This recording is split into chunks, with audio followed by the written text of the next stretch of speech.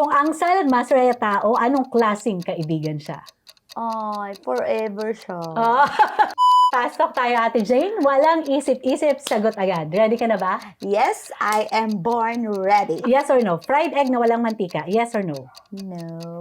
Salad master or ordinary cookware? Siyempre, salad master. Pinakaunang niluto mo gamit ang salad master?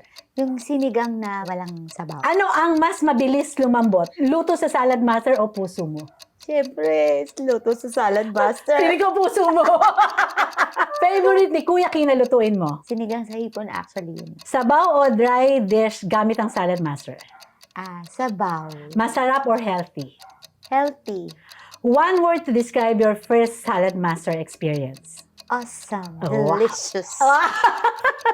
Takot sa talsik ng mantika or mas takot magasgasan ang kaldero mo? Yes or no? Siyempre, mas takot magasgasan yung kaldero.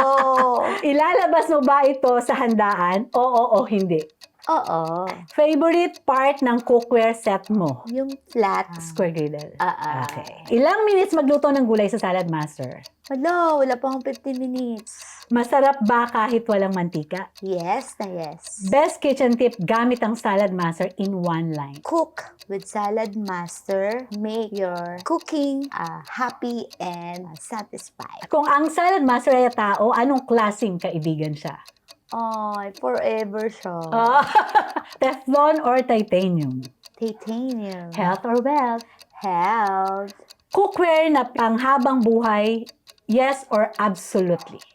Absolutely yes. Magpapalit ka pa ba ng kaldero or dadagdagan pa ang salad master mo? Dadagdaga.